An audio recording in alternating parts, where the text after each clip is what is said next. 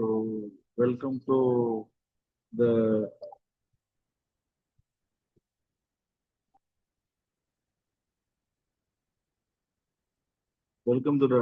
topic of payment engineering. So, we'll see about the unit two, that is design of flexible payment. Mm. In that design of flexible payment, we are seeing about the flexible payment design factors influencing design of flexible payment. It will contain three methods, that is empirical method and a semi-empirical method and also theoretical method. So that will contain design procedure as per IRC guidelines. In that topic, we are seeing about the design and specification of rural roads. Mm. First of all, we are going to see about the factors affecting payment design. In that factors affecting payment design, there are several number of factors containing. The first one is wheel load, and second one is axial configuration, and third one is contact pressure, and also vehicle speed, repetition of loads, and subgrade type, temperature, precipitation. So these are the factors affecting to design a payment design, that is also flexible payment design. And first we are going to see about the wheel load influence on the payment.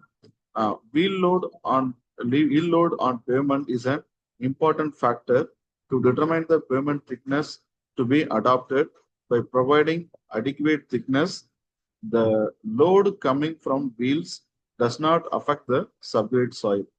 And also, the wheel load is acts at a particular point on pavement and causes deformations.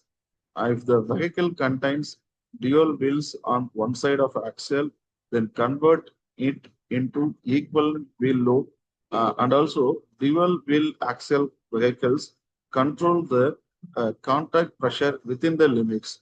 These are the some pictures, for example, of wheel load acting on a flexible pavement.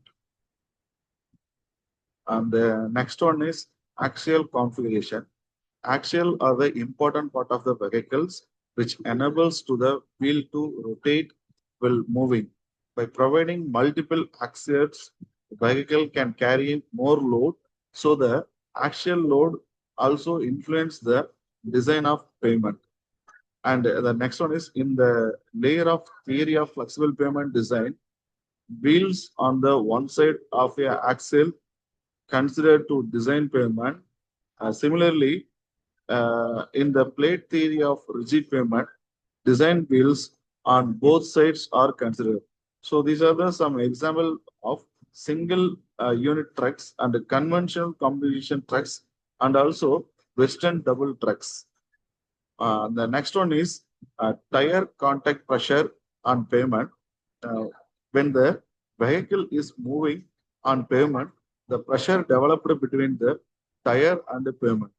If the tire is low pressure tire, then the contact pressure will be greater than the tire pressure. If it is a higher pressure tire, then the contact pressure will be less than tire pressure. The original shape of the contact area is generally elliptical, but to ease of calculation, circular shape is considered. And the next one is vehicle speed. If the vehicle is moving at a crop speed, then also damage occurs to the pavement. If the vehicle speed is gradually increased, then it will cause small strains in a pavement, and also it will causes the repetition of loads. The repetition of loads will contain constructed pavement is usually by several vehicles in its design life. The wheel loads are repeated all the time due to this some deformation occurs on the pavement. So that the total deformation is the sum of all wheel loads acting on it. So in the design of pavement frequency of a load is also considered for the design of the pavement, and also the single axial with the dual wheels carrying a 80 kilonewton loads is considered for standard actions. So these are the some subgrade type. So which will also cost here uh, uh, cost the factors of payment design. So it will consider only the subgrade of soil to be equalized. So to construct the subgrade of soil need to be tested, and also various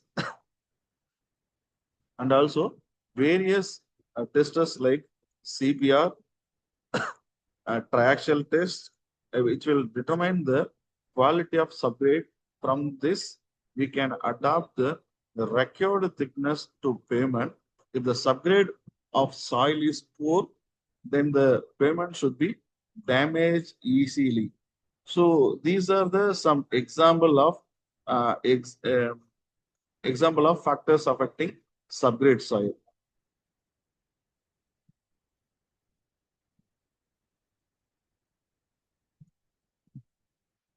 So next one is temperature effects on pavement design. So these are the temperature is important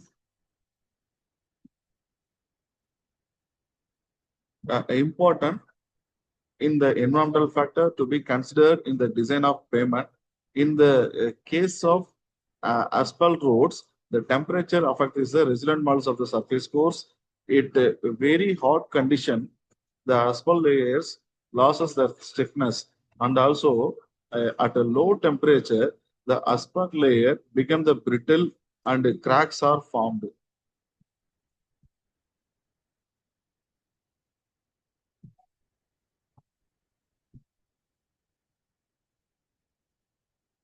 Next one is precipitation.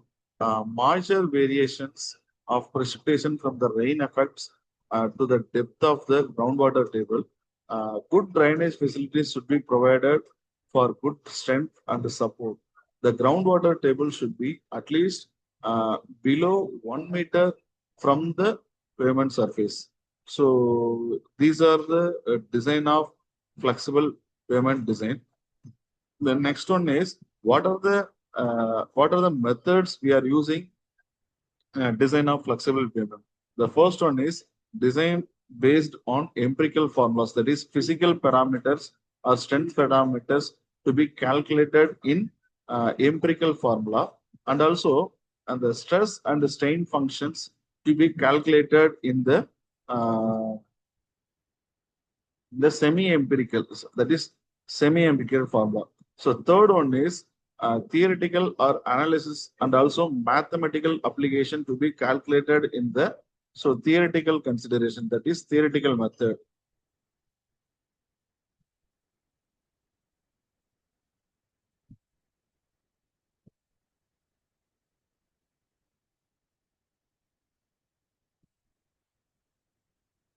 So these are the methods to be designed in a pavement.